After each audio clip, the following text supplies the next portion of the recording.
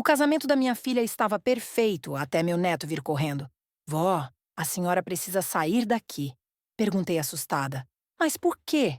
Ele insistiu. Vamos agora? Eu explico no caminho. Resolvi segui-lo. E isso me salvou porque a verdadeira intenção daquele casamento era: Olá, amigos! Estamos felizes em vê-los no nosso canal. Escrevam nos comentários de que cidade ou país vocês são. Vamos adorar saber. Se gostarem do nosso conteúdo, não esqueçam de deixar um like e se inscrever. Isso ajuda muito no nosso crescimento. Acomodem-se e aproveitem o vídeo. Eu estava parada na varanda da nossa casa antiga em Petrópolis, olhando para o céu carregado de nuvens que anunciavam uma chuva forte, típica da Serra Fluminense. Meu filho, Leandro, ia se casar dali a poucas horas com aquela mulher que aparecera do nada na vida dele, chamada Viviana. Ela era bonita, com um sorriso que iluminava o quarto inteiro, mas algo nela me inquietava desde o primeiro dia. Não era ciúme de mãe, não.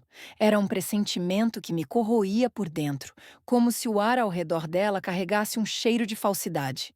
Leandro tinha sofrido tanto depois da morte da esposa há 5 anos que ver ele feliz de novo deveria me encher de alegria. Mas ali, naquela manhã úmida de outono, eu sentia um peso no peito que não conseguia ignorar. Meu neto, Cauê, de 11 anos, estava brincando no jardim com um drone que ganhara no aniversário. Ele era um menino curioso, daqueles que desmontam brinquedos para ver como funcionam, sempre fuçando em eletrônicos e computadores. Cauê era filho único de Leandro e da falecida Nora, e desde pequeno criamos um laço forte. Eu o levava para trilhas na Mata Atlântica, contava histórias sobre os índios que habitavam aquelas terras antigamente, e ele me ensinava a usar o celular de forma que eu não parecesse uma idosa desatualizada. Naquele dia, porém, ele não brincava com o entusiasmo habitual. Seus olhos castanhos, herdados do pai, pareciam distantes, preocupados. Vovó Eulália, ele chamou, aproximando-se com o drone na mão. Posso te mostrar uma coisa? Mas tem que ser agora, antes que o papai acorde. Eu sorri, achando que era mais uma invenção dele. Talvez um vídeo engraçado no YouTube. Mas quando vi a seriedade no rosto dele, parei de sorrir. Claro, meu bem. O que é? Ele me puxou para dentro da casa, para o quarto dele, onde o laptop estava aberto. Eu não queria bisbilhotar, vovó, juro. Mas ontem à noite, quando a tia Viviana veio aqui para arrumar as coisas do casamento, ela deixou o celular dela carregando na sala. Eu peguei para ver se tinha jogos, mas aí vi umas mensagens. Meu coração deu um salto. Cauê era esperto, mas invadir a privacidade alheia não era do feitio dele. Mensagens? Do que você está falando, Cauê? Ele clicou em uma pasta no laptop, mostrando capturas de tela que havia tirado. Eram conversas no WhatsApp com nomes que eu não reconhecia. Viviana falando com alguém chamado Contato Principal, dizendo coisas como: o plano está correndo bem. Ele mordeu a isca direitinho. Em breve, o negócio da família será nosso. Senti um frio na espinha. O negócio da família era a pequena fábrica de queijos artesanais que meu marido fundara há 40 anos, em uma chácara ali perto. Depois da morte dele, Leandro assumira. E agora, com o casamento, Viviana insistira em ajudar na administração. Cauê, isso pode ser qualquer coisa. Talvez ela esteja falando de outro negócio. Mas ele balançou a cabeça, mostrando mais telas. Não, vovó, olha ser aqui. A fábrica vale pelo menos 2 milhões. Com o casamento, consigo acesso aos documentos. Depois, é só transferir para o nome falso. Meu mundo girou. Viviana sempre parecera tão dedicada, ajudando Leandro com as contas, sugerindo melhorias. Mas agora, aquelas palavras pintavam um quadro sombrio. Como você tirou essas fotos sem ela ver? Eu sou rápido com o celular, vovó. E ela estava no banheiro. Mas tem mais. Eu pesquisei o nome dela no Google, usando aquelas ferramentas que você me ensinou para evitar fake news. Viviana não é de São Paulo, como ela disse. Encontrei perfis antigos dela em redes sociais com outro nome, Vanessa Oliveira. E ela tem histórico em cidades como Belo Horizonte e Curitiba, sempre se envolvendo com empresários. Eu me sentei na cama, tentando processar. Leandro conhecera Viviana em um congresso de produtores rurais no Rio, 6 meses atrás. Ela se apresentara como consultora financeira. especializada em pequenas empresas familiares. Rapidamente, o romance floresceu. E agora, o casamento na Igreja Colonial de Petrópolis, com 200 convidados, incluindo parentes distantes de Minas Gerais. Você contou para o seu pai? Cauê negou, os olhos marejados. Tentei, vovó. Ontem eu falei que não gostava dela, mas ele disse que eu estava sendo egoísta, que precisava de uma mãe nova. Ele tá cego de amor. Conhecia bem meu filho. Leandro era teimoso como o pai dele. E depois de anos de luto, Viviana o fizera reviver. Mas eu, como mãe, sempre sentira algo errado. Ela evitava falar do passado, mudava de assunto quando perguntávamos sobre a família. Dizia que os pais haviam morrido jovens, que era sozinha no mundo. Agora, com as provas de Cauê, tudo fazia sentido. O que a gente faz agora? O casamento é hoje à tarde. Cauê pegou minha mão. Vovó, a gente precisa investigar mais. Eu baixei um app que rastreia chamadas, mas preciso da sua ajuda para confrontar ela sem que o papai saiba. Meu instinto de proteção gritou. Não podia deixar meu filho cair em uma armadilha. Tudo bem, vamos, mas com cuidado. Saímos do quarto e fomos para a cozinha, onde preparei um café forte para acalmar os nervos. Enquanto isso, Cauê conectou o laptop ao Wi-Fi e começou a digitar furiosamente. Olha isso, vovó! Encontrei um fórum online onde mulheres falam de golpes em casamentos. Tem uma história parecida. Uma consultora que se casa com donos de negócios e some com o patrimônio. Li os posts anonimamente. Uma vítima de Curitiba contava como perdera uma padaria familiar para uma mulher chamada Vanessa, que usava casamento para acessar documentos e falsificar assinaturas. Meu Deus, era idêntico. Cauê, isso é sério? Precisamos de provas concretas. Ele assentiu. Eu sei. Por isso hackeei. Quer dizer, acessei o e-mail dela pelo celular. Tem e-mails para um advogado pedindo modelos de procurações para transferência de bens.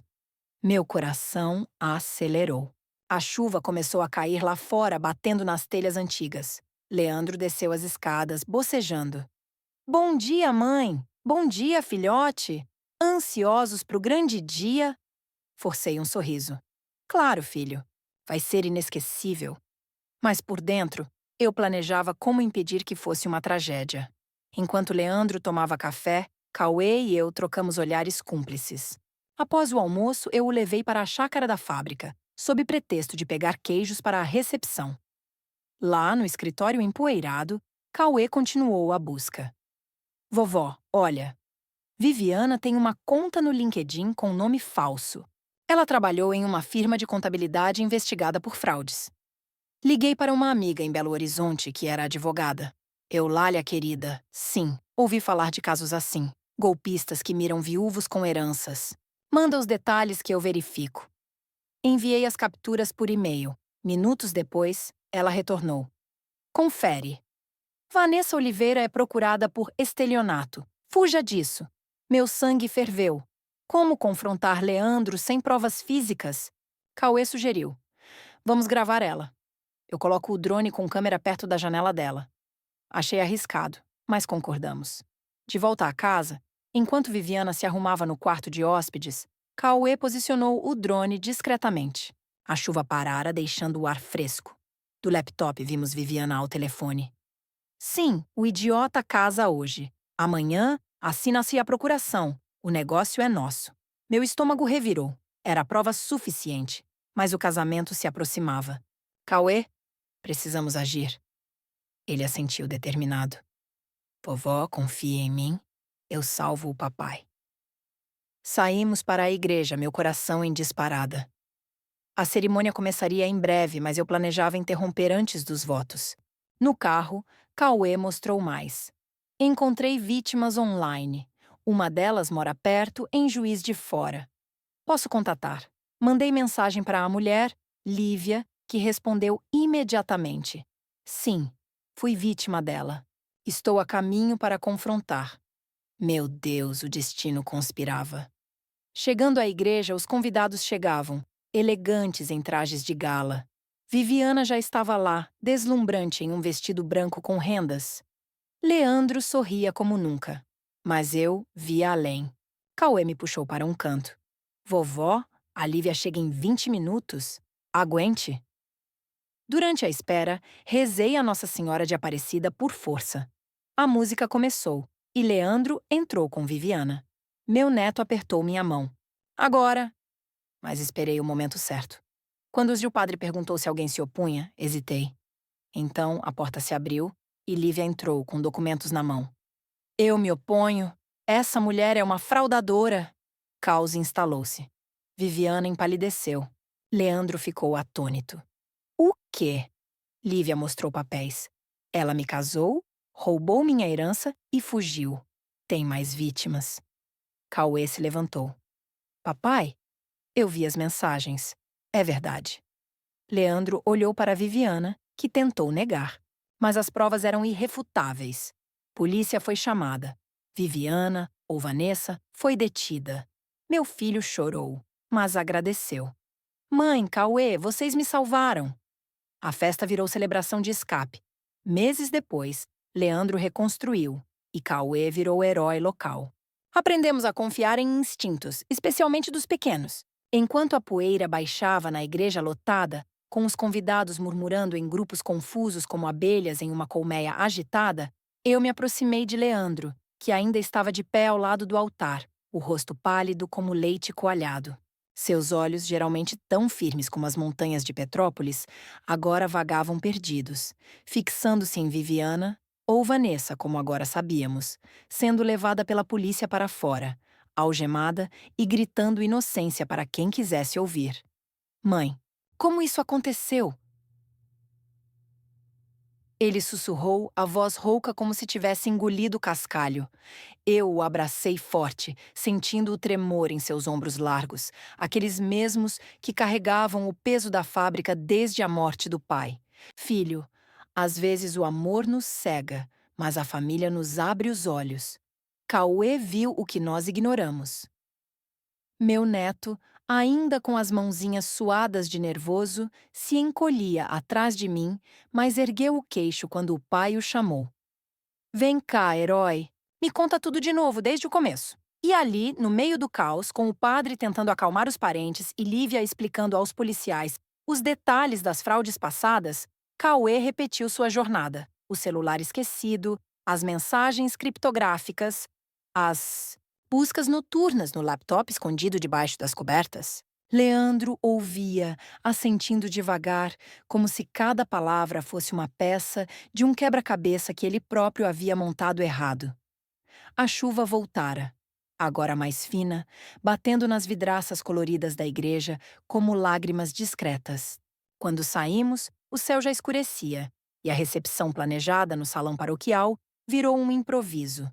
Sanduíches e queijos da nossa fábrica servidos em pratos de papel, enquanto amigos próximos se reuniam para consolar. Eulália, você sempre teve faro para encrenca, brincou tia Margarida, prima distante de Minas, passando um copo de vinho caseiro. Mas eu não ri. Meu mente corria para o que viria depois. Naquela noite, em casa, com as luzes baixas e o som da chuva no telhado, sentamos na sala de estar. Leandro abriu uma garrafa de cachaça envelhecida, daquelas que guardávamos para ocasiões especiais.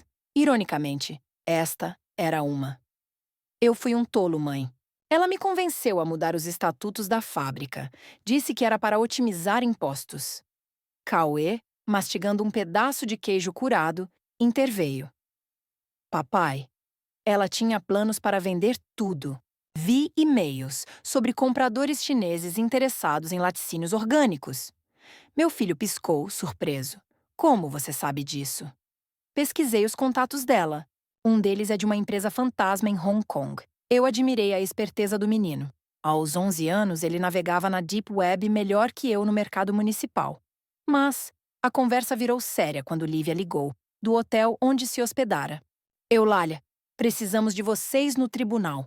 Vanessa tem cúmplices, um advogado em Curitiba que falsifica documentos e um contador em Belo Horizonte que lava o dinheiro. Meu coração apertou. Não era só uma golpista solitária. Era uma rede. O que fazemos? Reunimos provas. Eu trago as minhas vítimas. Somos 4 agora. Vocês têm os e-mails e gravações do drone. Cauê pulou. Eu salvo os arquivos na nuvem. Nos dias seguintes, a rotina mudou. A fábrica continuou rodando, com Leandro supervisionando a produção de queijos defumados e requeijões cremosos, mas agora com um olho no telefone, esperando chamadas da polícia. Eu cuidei da casa, cozinhando feijoadas reconfortantes e bolos de fubá para acalmar os ânimos. Cauê, liberado da escola por motivos familiares, virou nosso detetive mirim. Instalou softwares de rastreamento nos computadores, monitorando qualquer tentativa de Vanessa acessar contas remotamente. Uma tarde, enquanto eu podava as roseiras no jardim, ele veio correndo. Vovó, olha isso! Ela tentou logar na conta bancária da fábrica de uma prisão em Juiz de Fora. Como? Provavelmente subornou alguém lá dentro. Mas eu bloqueei. Orgulho inchou meu peito. Meu neto, com sua mente afiada como faca de queijo, nos protegia de formas que eu nem imaginava. Leandro, ao saber, decidiu contratar um advogado especializado em crimes cibernéticos. Não vamos deixar isso quieto. Vamos atrás de indenização. As semanas viraram meses, com audiências preliminares em tribunais frios, onde juízes de togas pretas ouviam testemunhos. Lívia depois primeiro, contando como Vanessa a seduzira com promessas de expansão para sua loja de artesanato, só para sumir com o estoque e o imóvel.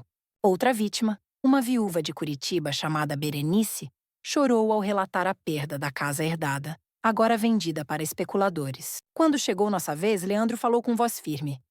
Ela não só queria meu dinheiro, queria destruir o legado do meu pai. Cauê, dispensado de depor por ser menor, esperava do lado de fora, mas suas evidências, prints, gravações, foram cruciais. O juiz assentiu. Provas irrefutáveis. Vanessa, algemada na corte, tentava se defender com olhares sedutores e lágrimas falsas. Mas o castelo de mentiras desmoronava.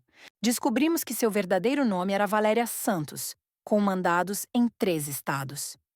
Seus cúmplices caíram um a um. O advogado preso em uma batida policial, o contador fugindo para o Paraguai, mas capturado na fronteira. Em meio a isso, nossa família se uniu como nunca. Fins de semana viraram expedições, trilhas na serra, piqueniques com queijos frescos e pães caseiros, conversas sobre o futuro. Leandro começou a namorar devagar uma professora local, Isabela, que ensinava biologia e adorava experimentos com fermentação. Perfeita para a nossa fábrica. Cauê aprovou. Ela não tem segredos no celular. Eu ri, mas anotei a lição. Uma noite sob estrelas claras, sentados na varanda com chimarrão quente, Leandro confessou. Mãe, se não fosse por vocês, eu teria perdido tudo. Não foi só nós. Foi o Cauê quem acendeu a luz. Meu neto sorriu tímido. Eu só observei, como você me ensinou, vovó. As plantas na mata não mentem, as pessoas sim. Aquela sabedoria infantil me tocou fundo, mas o clímax veio no julgamento final, meses depois, em um tribunal lotado de repórteres. A promotora exibiu as provas. Transferências bancárias, e-mails codificados, até uma tatuagem escondida de Vanessa que ligava a uma gangue de fraudadores. O veredito: 12 anos de prisão. Restituição total às vítimas. Nós recuperamos não só o dinheiro tentado, mas indenizações que expandiram a fábrica, nova linha de iogurtes probióticos. Celebramos com uma festa na chácara, fogueira crepitante, música sertaneja ao vivo, queijos derretidos em fondue. Lívia e Berenice vieram, transformando dor em amizade. Eulália, vocês nos inspiraram a formar um grupo de apoio para vítimas de golpes amorosos, disse Lívia, erguendo um brinde. Cauê, agora com 12 anos, ganhou um prêmio escolar por um projeto sobre cibersegurança, inspirado na aventura. Vovó, um dia vou ser detetive de verdade. Você já é, meu amor. Mas nem tudo era rosas. Sombras persistiam. Uma carta anônima chegou, ameaçando retaliação de cúmplices soltos. Leandro instalou câmeras. Eu rezei mais. Cauê hackeou, quer dizer, rastreou, a origem. Um presídio distante. Denunciamos e a polícia agiu. A vida seguiu, com a serra nos envolvendo em névoa matinal, lembrando que perigos vêm e vão, mas raízes profundas resistem. Leandro casou com Isabela 1 ano depois, em uma cerimônia simples no jardim, com Cauê como padrinho. Eu, vestida de linho branco, via o ciclo se renovar. Aprendemos, filho. Instintos são como o leite cru. Precisam de tempo para coalhar em verdade. Ele sorriu. E família é o fermento. Cauê, brincando com um novo drone equipado com IA, piscou. Próxima aventura? Esperava que não, mas sabia que juntos enfrentaríamos o que viesse. A chuva voltou naquela noite de casamento verdadeiro, lavando o passado, prometendo colheitas frescas. Enquanto a névoa da serra se dissipava com o sol da manhã seguinte ao casamento de Leandro e Isabela, eu me peguei caminhando pela trilha que levava à cachoeira escondida atrás da chácara. Um lugar secreto que só nós três conhecíamos. Eu, Cauê e, agora, a nova integrante da família. O ar úmido carregava o cheiro de terra molhada e folhas de eucalipto. E cada passo meu ecoava como uma reflexão tardia sobre os vendavais que havíamos enfrentado. Isabela, com seu jeito prático de bióloga, já planejava transformar parte da fábrica em um laboratório para testar novos fermentos naturais, extraídos de fungos da Mata Atlântica. Eulália, imagine queijos com probióticos de bromélias. Component placement. Ela exclamara na noite anterior, os olhos brilhando sob a luz das velas.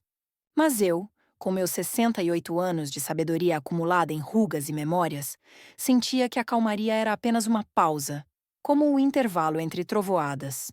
Cauê, agora mais alto e com a voz começando a engrossar, me alcançou na trilha carregando uma mochila cheia de gadgets, um tablet, sensores de umidade que ele mesmo montara e um binóculo para observar pássaros.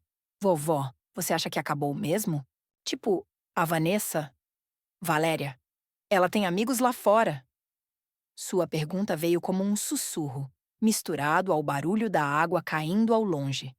Parei, apoiando-me em uma árvore retorcida, e olhei para ele. Meu bem, o mundo é cheio de raízes podres que brotam de novo, mas nós estamos mais fortes, com olhos abertos. Ele assentiu, mas vi a dúvida dançando em seu rosto sardento. Naquela semana, uma notícia no jornal local nos abalou. Uma série de golpes semelhantes em cidades vizinhas, como Teresópolis e Nova Friburgo, com vítimas relatando consultoras financeiras que sumiam com heranças rurais. Padrão idêntico, murmurou Leandro ao ler, dobrando de papel com raiva. Isabela, sempre analítica, sugeriu. Vamos mapear isso. Cauê, use seu talento para conectar os pontos. E assim nasceu nosso quartel-general, improvisado na sala da chácara. Mapas pregados na parede, pins marcando locais e o laptop de Cauê rodando algoritmos simples que ele programara para cruzar dados. De notícias online, descobrimos que Valéria não era o topo da cadeia. Havia um mentor, um homem chamado Otávio Ramos, ex-contador expulso da ordem por fraudes, que operava de um escritório fantasma em São Paulo. Ele treina essas mulheres, explicou Cauê, mostrando e-mails vazados de fóruns obscuros que ele acessara. Eticamente, claro, só lendo o que era público. Meu neto virara um caçador digital, mas eu o via crescer rápido demais, perdendo pedaços da infância em telas frias. Uma noite, durante um jantar de moqueca de peixe que Isabela preparara com ervas do jardim, o telefone tocou. Era Berenice de Curitiba, a voz trêmula. Eulália, Otávio está solto. Ele me mandou uma mensagem ameaçadora. Diz que sabe sobre vocês. Meu garfo caiu no prato. Leandro se levantou. Vamos à polícia. Mas a delegacia local, com seu delegado sonolento, pouco fez. Sem provas concretas, é só paranoia. Frustrados, decidimos agir por conta própria. Cauê instalou um sistema de vigilância na fábrica. Câmeras com detecção de movimento, alertas no celular.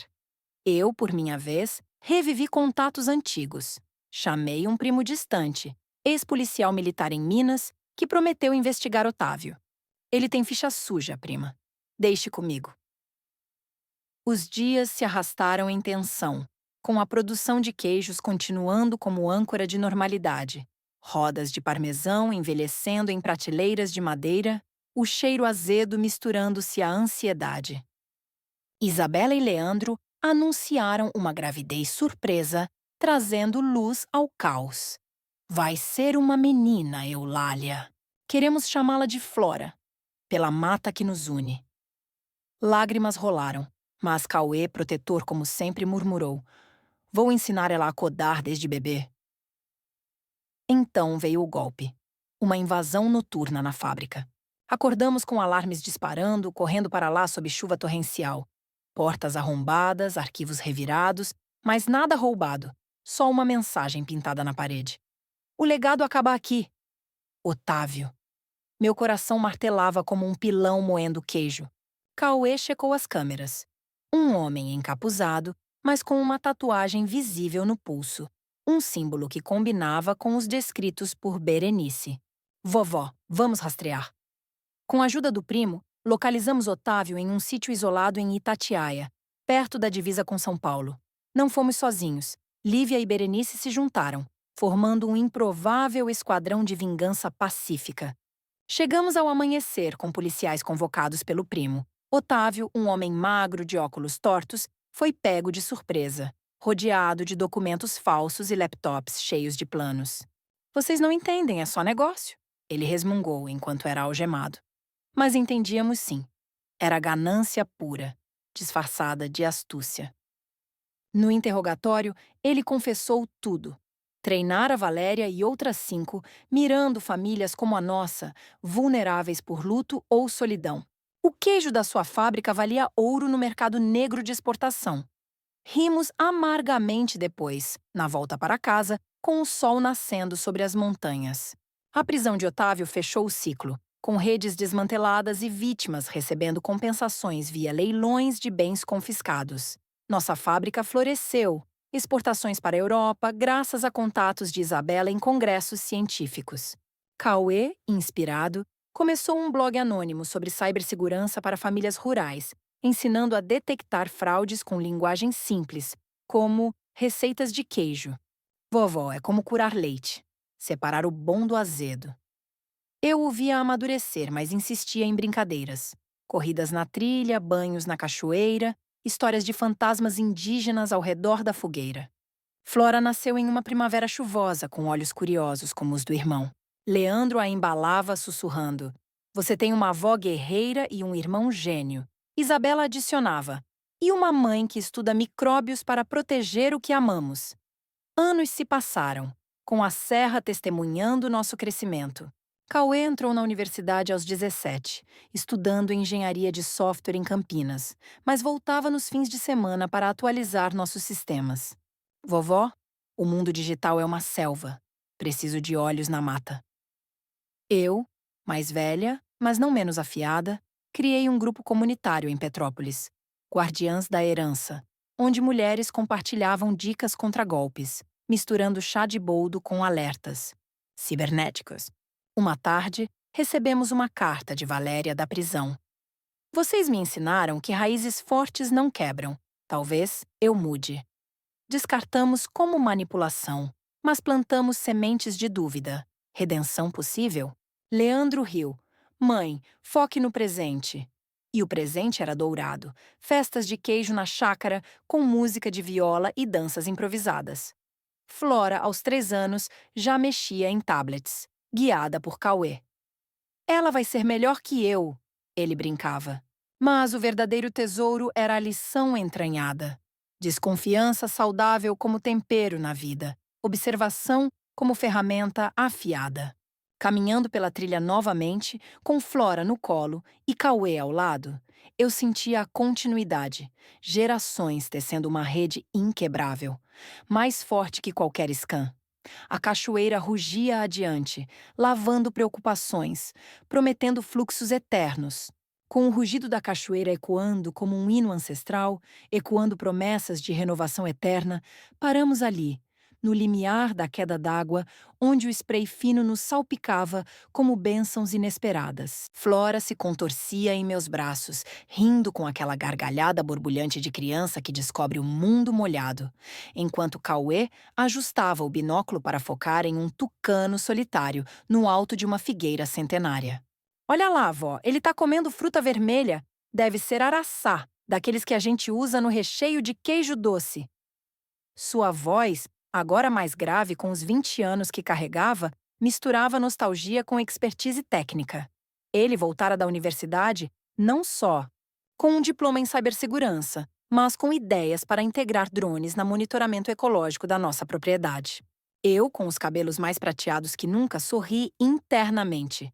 O menino que outrora hackeava celulares agora sonhava em proteger florestas com algoritmos. Mas aquela caminhada não era só lazer. Era uma ponte para conversas profundas, aquelas que florescem quando o barulho da vida cotidiana se afoga no som da natureza. Cauê, me conta mais sobre esse projeto novo teu. Aquele com IA para detectar invasores na mata? Ele se agachou, pegando uma pedra lisa do riacho, e a lançou pulando sobre a água.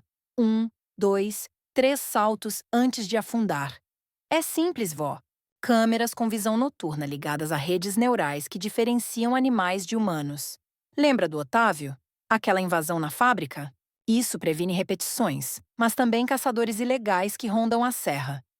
Flora aplaudiu, imitando o gesto, e eu abaixei no chão úmido, deixando-a explorar musgos verdes com dedinhos curiosos.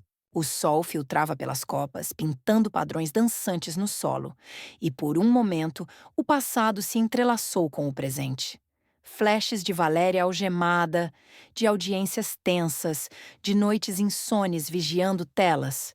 Mas agora, anos depois, aquelas cicatrizes viraram histórias contadas em rodas de viola, lições tecidas em nossa tapeçaria familiar. Voltamos devagar, contornando raízes expostas como veias da terra, e ao chegar na chácara, o cheiro de queijo fresco sendo coalhado nos recebeu como um abraço quente. Leandro, com barba grisalha e mãos calejadas de tanto mexer em tanques de fermentação, nos acenou da varanda. Ei, exploradores! Isabela tá no lab testando uma bactéria nova. Diz que vai revolucionar o iogurte probiótico. Flora, vem ajudar o papai com as etiquetas. A menininha correu para ele, deixando pegadas lamacentas no piso de madeira. Cauê e eu nos sentamos em bancos de tronco bebendo suco de maracujá azedo, e ele puxou o tablet da mochila. Vó, recebi um e-mail esquisito ontem, de uma mulher em Foz do Iguaçu dizendo que leu meu blog e precisa de ajuda. Suspeita que o noivo dela é parte de uma rede como a do Otávio, golpes em fronteiras envolvendo contrabando de queijos falsificados. Meu estômago se revirou levemente, como leite azedando. Pensei que havíamos deixado aquilo para trás, mas o mundo, como a serra, tem camadas ocultas. E o que você respondeu? Pedi detalhes, claro, mas chequei o IP dela. Vem de uma cafeteria pública lá? Pode ser armadilha, mas também chance de ajudar. Assenti, lembrando como nosso Guardiãs da Herança crescera.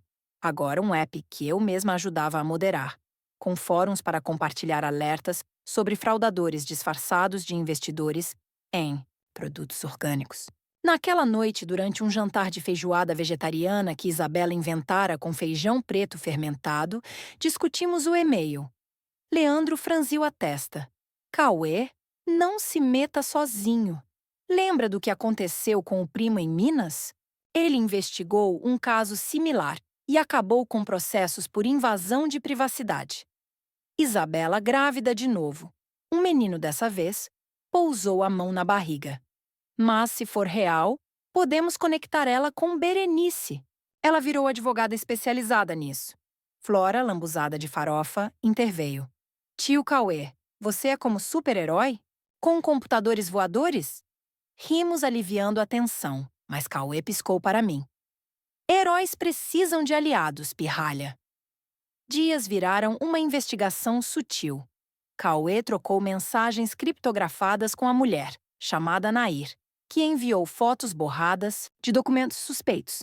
Olha, vó, o noivo dela, um tal de Quirino, tem ligações com exportadores paraguaios. Falsificam selos de origem para queijos brasileiros. Eu, da minha cadeira no escritório, agora modernizado com telas touch, ajudei a decifrar. Isso cheira a lavagem de dinheiro via fronteira. Chama o grupo. Nosso esquadrão virtual se ativou. Lívia de Juiz de Fora, Berenice de Curitiba, até uma nova membra de Manaus, que perdera uma fazenda de cacau para um esquema similar. Juntas montamos um dossiê, prints de transações, mapas de rotas de contrabando, até uma ligação gravada que Cauê obteve eticamente, via app de chamadas seguras. Nair, revelando-se uma produtora de doces artesanais, chorou ao telefone. Ele me prometeu expandir para o exterior, mas agora vejo os papéis falsos. Guiamos ela à Polícia Federal, que agiu rápido. Quirino preso em uma operação na Ponte da Amizade, com uns caminhões cheios de queijos adulterados. Nossa família, indiretamente, salvara outra herança. Mas o eco veio. Uma ameaça velada em um comentário anônimo no blog de Cauê. Vocês cutucam onças com vara curta. Leandro reforçou seguranças. Isabela instalou sensores biológicos no lab, fungos que detectam intrusos por cheiro. Flora Curiosa plantou armadilhas de slime no jardim, misturando gosma com glitter para pegar vilões. Cauê riu, mas eu via o peso em seus ombros. Uma viagem surpresa surgiu. Para as cataratas de Iguaçu, convidando Nair como gratidão. Lá, sob o arco-íris formado pela névoa, conversamos sobre resiliência. Eulália, seu neto me salvou sem nem me conhecer, disse ela, olhos úmidos. É o que famílias fazem, se estendem. Cauê, fotografando com drone, capturou o momento. Águas caudalosas como metáfora de fluxos inevitáveis. De volta, o bebê nasceu. Chamamos de Ravi, sol em sânscrito, por nascer ao alvorecer. A fábrica expandiu para cosméticos naturais, com queijos virando base para cremes probióticos. Cauê casou anos depois com uma programadora de Recife, trazendo sotaque nordestino e ideias de blockchain para rastrear origens de leite. Flora virou ecologista, estudando bromélias. Ravi, inventor mirim, criando gadgets para a chácara. Eu, aos 80, escrevia memórias em um livro digital, ilustrado por netos. A serra nos ensinou, raízes se entrelaçam, resistindo a tempestades. Uma última aventura veio, um convite para palestrar em um congresso em Brasília sobre fraudes rurais. Cauê me acompanhou, e lá encontramos ex-vítimas viradas ativistas. Vó, olha como o nosso riacho virou rio. Sim, e o rio desaguava em oceanos de esperança, com cachoeiras eternas guiando o caminho. Enquanto os oceanos de esperança se estendiam imaginários além do horizonte que a mente pintava, com cachoeiras eternas servindo de bússola invisível para caminhos ainda inexplorados, a realidade nos ancorava de volta à terra firme da serra, onde o solo fértil guardava segredos tanto quanto promessas. Cauê, de volta ao congresso em Brasília como palestrante convidado, não parava quieto no hotel modesto que dividíamos, um prédio de concreto cinza contrastando com a exuberância verde que deixáramos em Petrópolis. Ele andava de um lado para o outro no quarto, o laptop aberto na cama desarrumada, digitando códigos que pareciam runas modernas para decifrar enigmas digitais. Vó, esse congresso não é só falatório. Tem gente aqui de agências federais querendo parceria. Meu app das Guardiãs pode virar ferramenta oficial contra fraudes rurais. Seus olhos, agora enquadrados por óculos de armação fina que ele adotara na faculdade, brilhavam com uma mistura de empolgação e cansaço acumulado de noites mal dormidas. Eu, sentada na poltrona puída, folheava um caderno antigo onde anotava ideias para o livro de memórias, rabiscando com caneta Bic Gasta. Raízes não se contentam com solo superficial, cavam fundo, mesmo em rochas. Mas o congresso trouxe surpresas, além de aplausos. Durante um coffee break sob luzes fluorescentes, uma delegada de Mato Grosso se aproximou, copo de café morno na mão, voz baixa como vento em canavial. Senhora Eulália, li seu blog. Não, o do Cauê. Mas você é a inspiração. Temos um caso aqui no Planalto Central.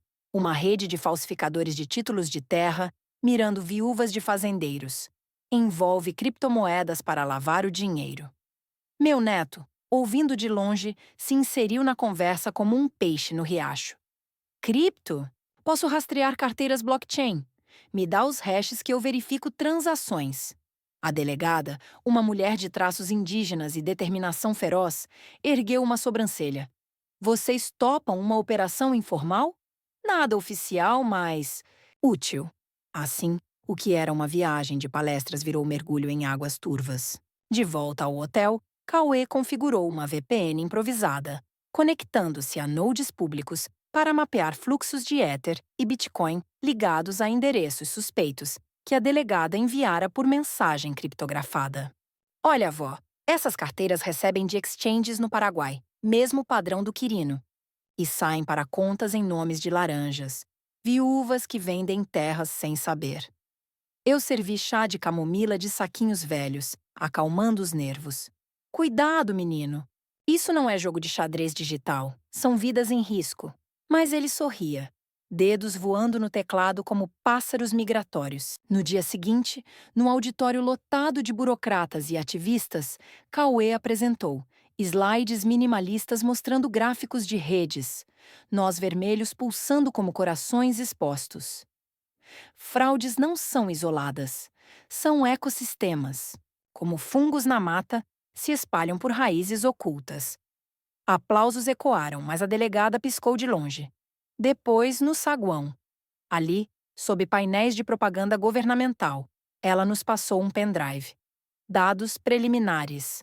Uma viúva em Goiás, Dona Zilda, perdeu 500 hectares para um investidor que usou o casamento como disfarce. Ele fugiu, mas deixou o rastro cripto. Cauê plugou o drive, olhos estreitados. Transações para uma wallet, ligada a um servidor em Cuiabá. Posso pingar o IP? Eu intervi. E a família dela? Como ela está? A delegada suspirou. Quebrada, morando com parentes. Mas se pegarmos o cabeça, recuperamos. Voltamos para Petrópolis com mais bagagem que trouxemos. Não malas, mas dados criptografados em nuvens seguras. Leandro nos recebeu na chácara com um churrasco de linguiça artesanal defumada, com ervas da serra, Ravi correndo com um drone miniatura que Cauê lidera, e Flora, agora adolescente com tranças longas, ajudando Isabela a colher hortelãs para chá. Contem tudo, mais devagar. Não quero indigestão de aventuras, brincou Leandro, virando carnes na grelha. Cauê explicou o esquema. É maior que pensávamos. Usam NFTs falsos como garantia de terras, vendendo para gringos via metaverso. Isabela, com barriga de meses passados, mas mente afiada, sugeriu: integre biometria no app. Fungos produzem padrões únicos. Use como autenticação para documentos rurais. Ravi, ao 7, interrompeu. Tio, posso ajudar? Meu drone vê coisas do alto. Rimos, mas incorporamos. Testes com drones mapeando terras para comparar com títulos oficiais. Semanas viraram caçada virtual. Cauê colaborando remotamente com a delegada, rastreando transações até um hub em Brasília. Eu, no grupo das guardiãs, mobilizei contatos. Uma rede de mulheres de norte a sul, compartilhando pistas como receitas secretas. Uma noite de lua cheia, com grilos cantando hinos noturnos, o breakthrough veio. Cauê decifrou uma chave privada vazada em um fórum dark, acessando uma carteira com milhões em cripto roubados. Vó? É o pote de ouro, ou melhor, o blockchain de provas. Alertamos as autoridades. Batida sincronizada em 3 estados. Prendas de 7 fraudadores, incluindo o investidor de Dona Zilda. Recuperação veio rápida. Terras devolvidas, indenizações pagas via leilão de bens digitais. Dona Zilda ligou. Voz trêmula. Vocês são anjos da serra. Meu neto agora cuida da fazenda plantando soja orgânica. Cauê sorriu. Não anjos, só observadores. Mas o Ripple Effect continuou. Nosso app ganhou versão federal, com Cauê como consultor. Flora, inspirada, entrou em agronomia, estudando solos sustentáveis. Ravi inventava gadgets para a irrigação inteligente. Eu finalizei o livro, Raízes Digitais, lançado em uma feira rural com queijos e autógrafos. Anos fluíram como riachos se juntando, casamentos de netos, nascimentos de bisnetos, a fábrica virando hub de inovação Ecotech. Cauê, grisalho precoce, fundou uma startup em São Paulo, mas voltava para trilhas na cachoeira. Vó, o ciclo fecha, de golpe à guarda. Eu, aos 90, via o legado. Não queijos ou apps, mas olhos atentos em gerações. Uma última carta chegou de um presidiário redimido. Aprendi com vocês. Planto agora em horta prisional. Descartamos como semente, mas plantamos dúvida. Mudança brota em solos improváveis. A serra, eterna, sussurrava ventos de continuidade, com oceanos de esperança agora navegáveis, guiados por estrelas internas. Enquanto os oceanos de esperança se estendiam imaginários além do horizonte que a mente pintava, com cachoeiras eternas servindo de bússola invisível para caminhos ainda inexplorados, a realidade nos ancorava de volta à terra firme da serra, onde o solo fértil guardava segredos tanto quanto promessas. Cauê, de volta ao Congresso em Brasília como palestrante convidado, não parava quieto no hotel modesto que dividíamos, um prédio de concreto cinza, contrastando com a exuberância verde que deixáramos em Petrópolis. Ele andava de um lado para o outro no quarto, o laptop aberto na cama desarrumada, digitando códigos que pareciam runas modernas para decifrar enigmas digitais. Vó, esse congresso não é só falatório. Tem gente aqui de agências federais querendo parceria. Meu app das Guardiãs pode virar ferramenta oficial contra fraudes rurais. Seus olhos, agora enquadrados por óculos de armação fina que ele adotara na faculdade, brilhavam com uma mistura de empolgação e cansaço acumulado de noites mal dormidas. Eu, sentada na poltrona puída, folheava um caderno antigo onde anotava ideias para o livro de memórias, rabiscando com caneta Bic gasta. Raízes não se contentam com solo superficial. Cavam fundo, mesmo em rochas. Mas o congresso trouxe surpresas, além de aplausos. Durante um coffee break sob luzes fluorescentes, uma delegada de Mato Grosso se aproximou, copo de café morno na mão, voz baixa como vento em canavial. Senhora Eulália, li seu blog. Não, o do Cauê. Mas você é a inspiração. Temos um caso aqui no Planalto Central. Uma rede de falsificadores de títulos de terra, mirando viúvas de fazendeiros. Envolve criptomoedas para lavar o dinheiro. Meu neto, ouvindo de longe, se inseriu na conversa como um peixe no riacho. Cripto? Posso rastrear carteiras blockchain. Me dá os hashes que eu verifico transações. A delegada, uma mulher de traços indígenas e determinação feroz, ergueu uma sobrancelha. Vocês topam uma operação informal? Nada oficial, mas útil. Assim, o que era uma viagem de palestras virou mergulho em águas turvas.